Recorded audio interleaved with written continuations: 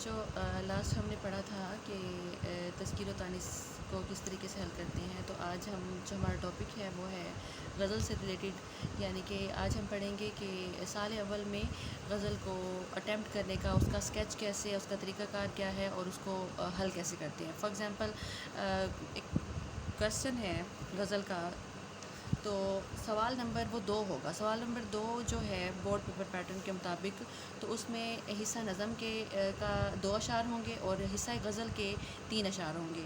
تو اس کو اٹیمپٹ کرنے ہیں کس طریقے سے آئے کہ وہ ہم پڑھ لیتے ہیں. بسم اللہ الرحمن الرحیم. سال اول میں غزل کے اشعار کی تشریح کے لکھنے کا طریقہ کار کس طریقے سے ہے تو وہ ہم پڑھیں گے. تو فار ایگزامپل جو ہے پہلا شعر ہے، جیسے میر تقی میر کا پہلا شعر ہے، جس سر کو غرور ہے آج یہاں تاجوری کا. شعر ہے، جس سر کو غرور آج ہے یہاں تاج وری کا. یہ شعر کا پہلا مصرع ہے. دوسرا مصرع ہے، کل اس پہ یہیں شور ہے پھر نوحہ گری کا. سب سے پہلے ہم یہ جان لیتے ہیں کہ اس میں قافیہ اور ردیف کیا ہے. ردیف سے پہلے آنے والے ہم آواز الفاظ کو قافیہ کہتی ہیں. اس میں تاجوری اور نوحہ گری یہ کیا چیز ہے؟ قافیہ ہے. تاجوری اور نوحہ گری یہ ہمیں کیا ملا؟ قافیہ. جبکہ کا ردیف.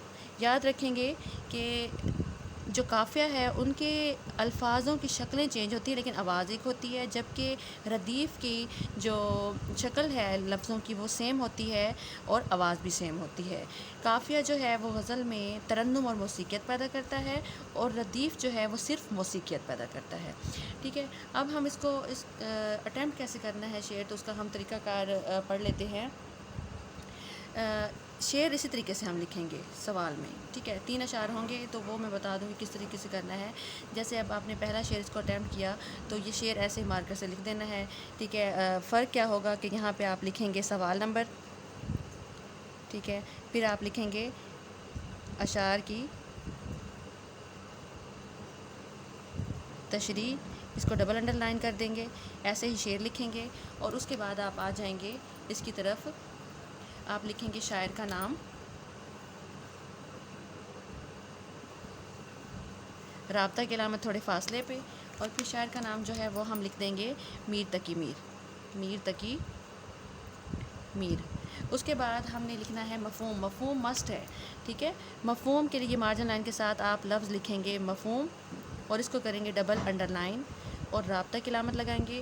اس کے لیے دھیان رکھنا ہوگا کہ رابطہ کی علامت کے نیچے آپ مفہوم لکھو گے، اس کے سامنے نہیں لکھنا. نچلی لائن پہ آپ مفہوم یہاں تک مارجن لائن تک لکھیں گے.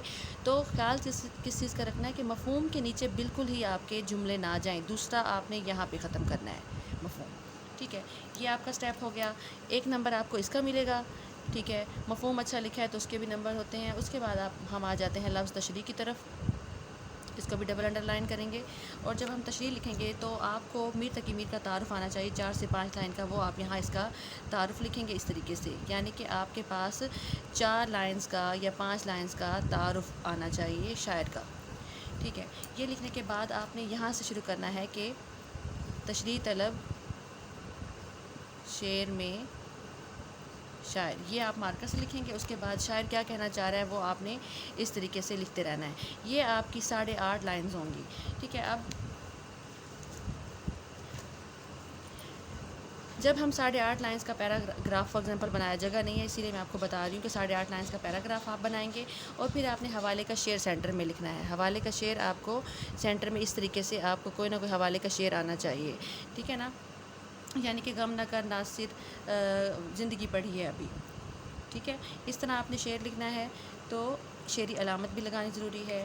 اس کے بعد آپ نے یہ پورا صفحہ جو ایک شعر ہے اس کا آپ کا پھر نیکسٹ پیراگراف 8.5 لائن کا بنائیں گے، پھر حوالے کا شعر لکھیں گے، اور آپ کو ایک شعر کی تشریح 1.5 صفحہ پر لکھنی ہوگی. 1.5 صفحہ پر مشتمل ہو. ایک شعر کی تشریح 1.5 صفحہ پر مشتمل ہو. حوالے کے اشعار 2 لازمی ہوں.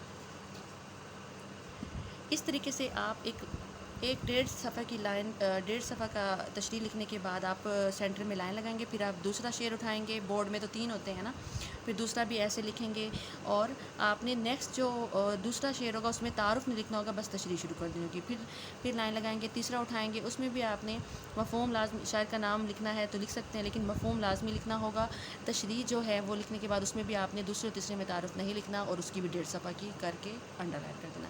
ہر شعر کی تشریح 3 نمبر کی ہوتی ہے، اس طرح 3+3 9 اس کے +1 شاعر کا نام، تو اس طریقے سے آپ کی غزل کی تشریح کے ٹوٹل بورڈ پیپر پیٹرن میں 10 نمبر ہوتے ہیں۔